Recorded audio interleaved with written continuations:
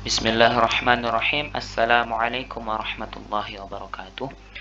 Alhamdulillahi rabbil alamin, wassalatu wassalamu ala asyrafil anbiya'i wal mursalin wa ala alihi wa sahbihi ajma'in.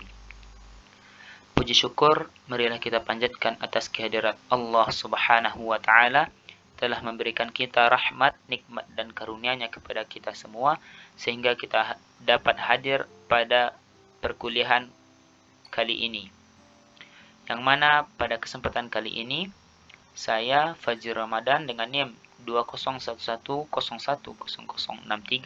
akan menampilkan presentasi hasil tugas makalah saya tentang al-fi'lu tam wan naqis, yaitu fi'il tam dan fi'il naqis.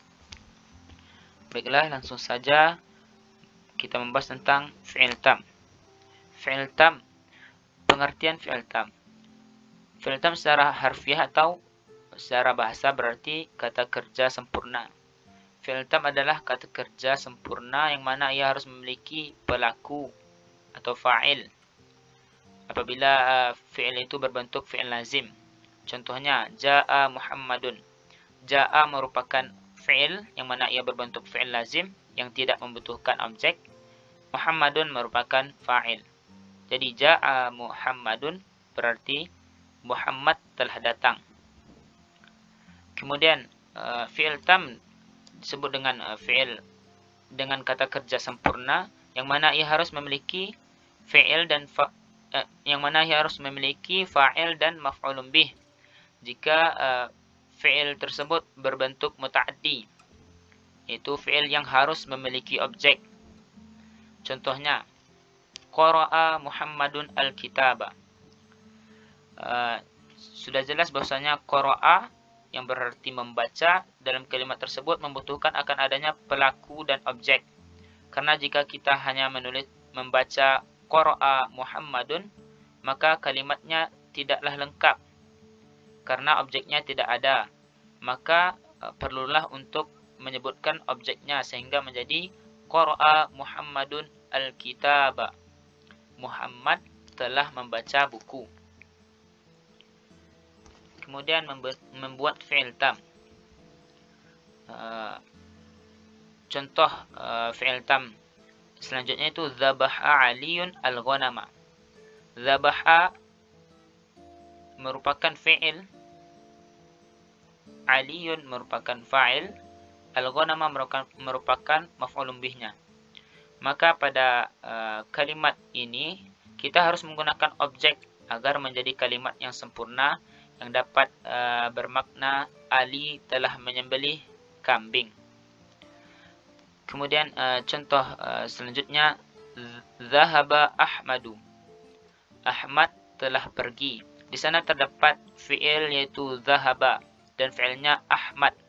Maka kalimat tersebut telah berbentuk kalimat yang sempurna. Kemudian selanjutnya contoh fi'il tam dalam Al-Quran. Sangat banyak contoh fi'il tam dalam Al-Quran, yang mana di sini kami akan menampilkan beberapa. Contohnya dalam Quran surat Al-Baqarah ayat 3. Di sana menyebutkan wa yuqimunas shalah, dan mereka mendirikan salat. Kalimat tersebut terdapat fi'ilnya yang mana fi'ilnya yuqimu dan fa'ilnya hum, dan maf'ulun bihnya as-salah. Jadi itu termasuk kepada fi'il tam. Kemudian contoh selanjutnya itu dalam Quran surah Al-Baqarah ayat 9, yukhadi'unallah.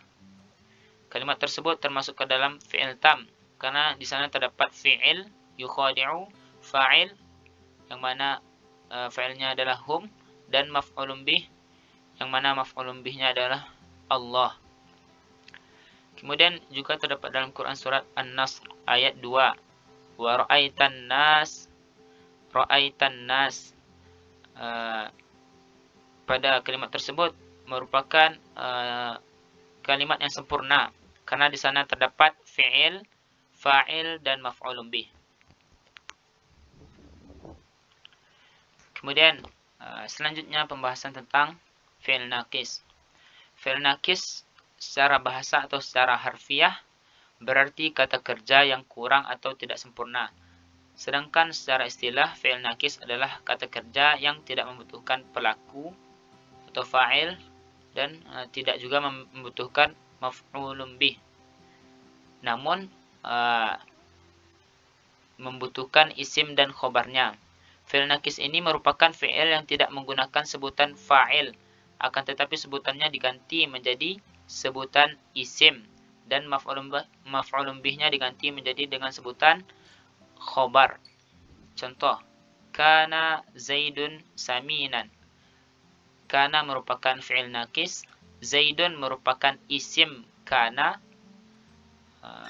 kemudian saminan merupakan khobar kana.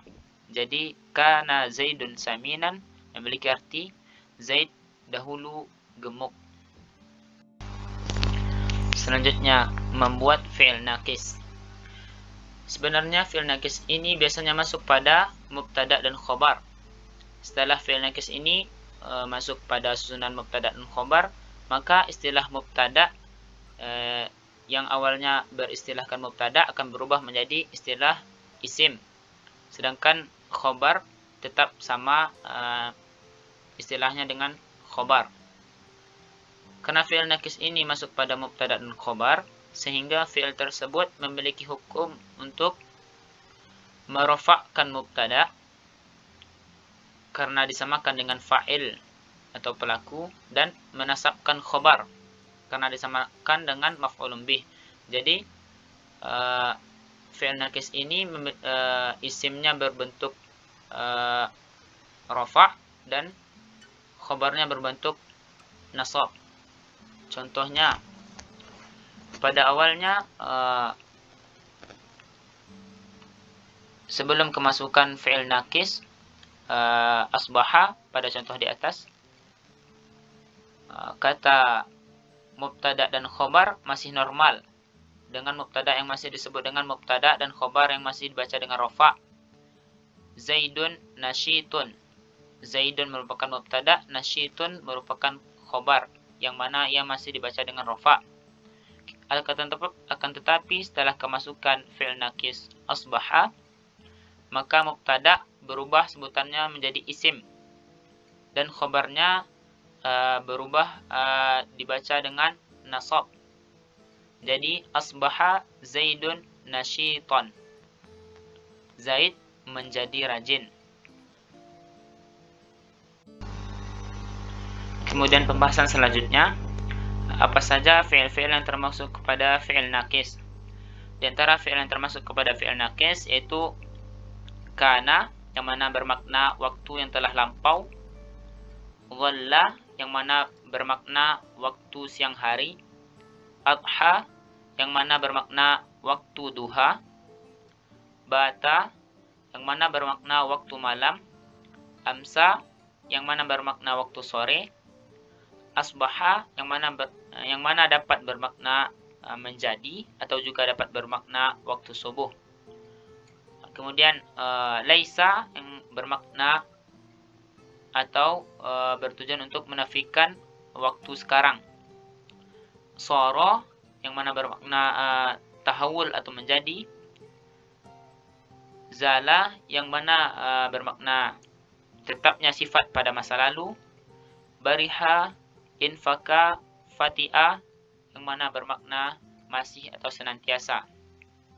Kemudian contoh dari fi'il nakis ini itu dalam kalimat kana Zaidun saminan. Zaid dahulunya gemuk.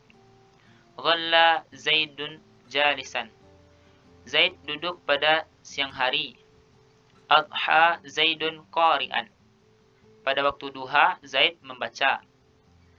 Bata Zaidun na'iman. Pada malam hari Zaid mengantuk atau tidur. Asbaha Zaidun nasyitan. Zaid telah menjadi rajin.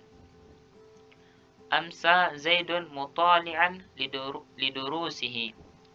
Pada sore hari Zaid mengulang pelajarannya. Laisa Zaidun qa'iman. Zaid tidak sedang berdiri atau Zaid tidak dalam keadaan berdiri. Sara Zaidun ghaniyan. Zaid telah menjadi kaya. Ma zala Khalilun waqifan. Khalid pada saat itu masih berdiri. Ma fati'a Zaidun dahikan. Zaid masih tertawa. Zaid masih dalam keadaan tertawa. Itu merupakan contoh-contoh dari fi'il nakis beserta penjelasannya dan pengertiannya, dan juga sebelumnya juga terdapat pembahasan tentang fi'il tam, yakni tentang pengertian fi'il tam, membuat fi'il tam, dan contoh-contoh fi'il tam. Mungkin sekian saja presentasi dari makalah saya. Apabila terdapat kesalahan dan kejanggalan, saya mohon maaf. Saya tutup dengan wabillahi taufik wal hidayah. Assalamualaikum warahmatullahi wabarakatuh.